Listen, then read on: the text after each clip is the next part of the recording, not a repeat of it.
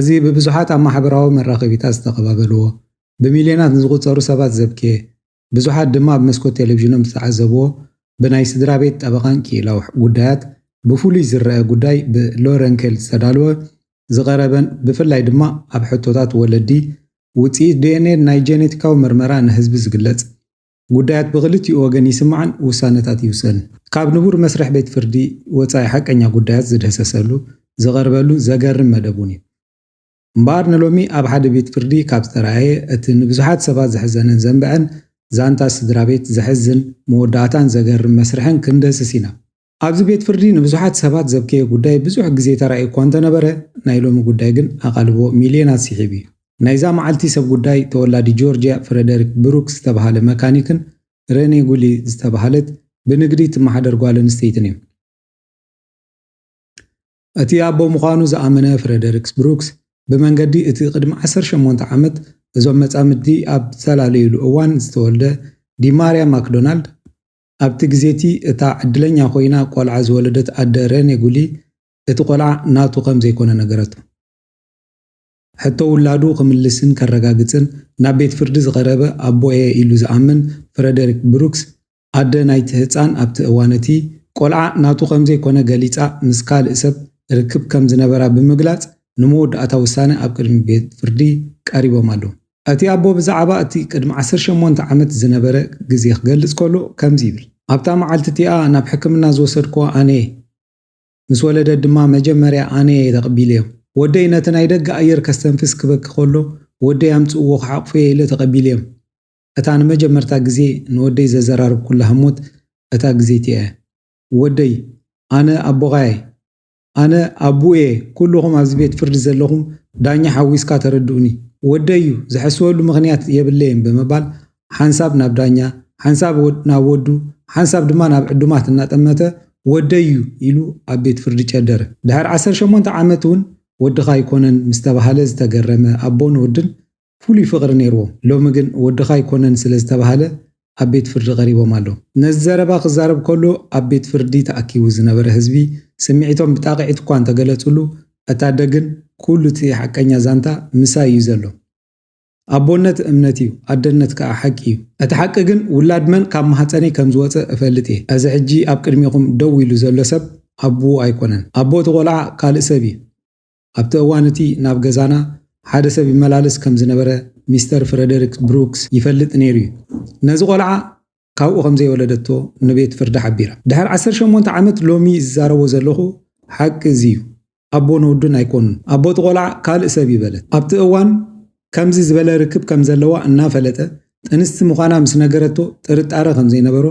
ብዳኛ ምስ ተሓተተ ሚስተር ፍሬደሪክስ ብሩክስ ክምልስ ከሎ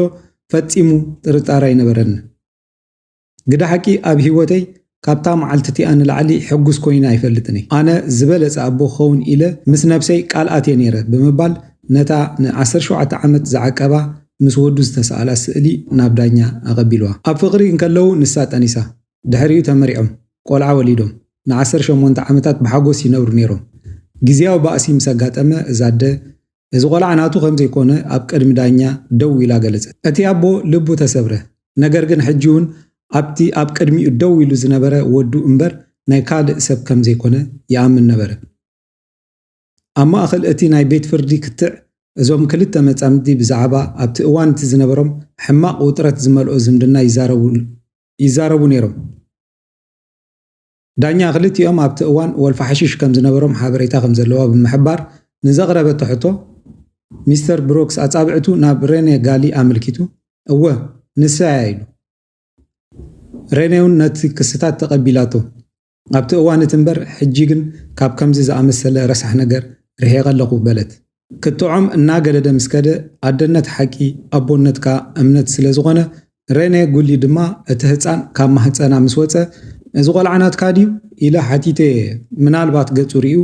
መልሲ ተሃበኒ ኢለ እኳ እንተበለት ኣቦየ ባህሊ ፍሬደሪክ ግን ኣብ ማእኸል እቲ ህዝቢ ትሕሱያ ዘላ እዚ ቆልዓ ወደዩ በላ ኣብ ማእኸል ቤት ፍርዲ ድምፁ ዓው ኣቢሉ ሕጂ ኣብ ክልተ ተመቒሎም ን18 ዓመታት ኣቦኡ ምዃኑ ተነጊርዎ ዝዓበየ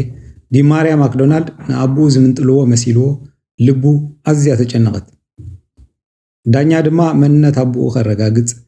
ካብቲ ኮፍ ኢሉሉ ዝነበረ ናብ መስርሕ ቤት ፍርዲ ክመጽእ ኣዘዘት። እቲ መንነት ኣቦኡ ከረጋግጽ ናብ ቤት ፍርዲ ዝመጽእ ወዲ ብዛዕባ ኩሉ ዝፈልጦ ሓቂ ክዛረብ ቃል ብምእታው ካብ ዳኛ ዝቐረበሉ ሕቶ ሓደ ብሓደ መሊሱ። ዳኛ ድማ ሚስተር ብሮክስ ናይ ስጋ ኣቦኻ ምዃኑ ተኣምን ዲኻ? ብዘይ ጥርጥር እወ ኢሉ መለሰላ። ዳኛ ነቲ ሕቶ መሊሳ ኣዴኻ ካብ ሚስተር ብሮክስ ወፃኢ ካልእ ርክብ ከም ዝነበራ ንሱ ድማ ናይ ስጋ ኣቦኻ ምዃኑ ንቤት ፍርዲ ሓቢራላ። ስለዚ እቲ ምሳኻ ዝነበረ ዘዕብየካ ሰብ ኣቦኻ ኣይኮነን ይበሃል ኣሎ።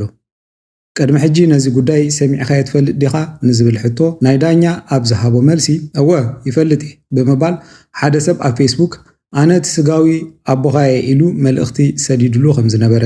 ነገር ግን ኣብቲ ግዜቲ ዝኾነ መልሲ ስለ ዘይነበሮ ኦኬ ጥራይ ኢሉ መልእኽቲ ከም ዝመለሰሉ ይገልጽ። ነዚ ኩሉ ኣብ ቤት ፍርዲ ደው ኢሉ ዘስተብሃለ ኣቦ እዚ ኩሉ ካብ ኣዲኡ ከም ዝሰምዖ ብምጥቃስ ውላደይ ናተይ እዩ ካባይ ዝወስዶ ሰብ የለን ፈጣሪ ድማ ምሳይ ኣሎ ብእምነት ኣዳው ንላዕሊ ዘርጊሑ ሕጂ ኣብ መንጎ ኣደን ኣቦን ዘሎ ክትዕ ብዲኤንኤ ወይ ብጀነቲካዊ ምርመራ ዝዛዘመሉ ግዜ እናኣኸለ እዩ። እቲ ናይ ቤት ፍርዲ ምጉት ክሳብ ክንደይ ዝለዓለ ይኹን ብዘየገድስ ሚስተር ብሩክስን ወደይ እዩ ኣብ ዝብል መርገፂኡ ጸኒዑ እቲ ወዲ ብኣንጻሩ እዚ ሰብ ስጋዊ ኣቦኡ ክኸውን ከም ዝምነ ብምግላጽ ንኣቦኡ ዘለዎ ፍቕሪ ገሊጹሉ። እቲ ናይ ቤት ፍርዲ ምጉት ክሳብ ክንዲ ዝለዓለ ይኹን ብዘየገድስ ሚስተር ብሩክስ ወደይ እዩ ኣብ ዝብል መርገፂኡ ጸኒዑ እቲ ወዲ ብኣንጻሩ እዚ ሰብ ስጋዊ ኣቦኡ ክኸውን ከም ዝምነ ብምግላጽ ንኣቦኡ ዘለዎ ፍቕሪ ገሊጹሉ። ኣቦኻ እንተዘይኮይኑ ምስቲ ካልእ ሰብ ክትራኸብ ድልው ዲኻ ንዝብል ሕቶ ንሱ ድማ ኣቦይ እንተዘይኮይኑ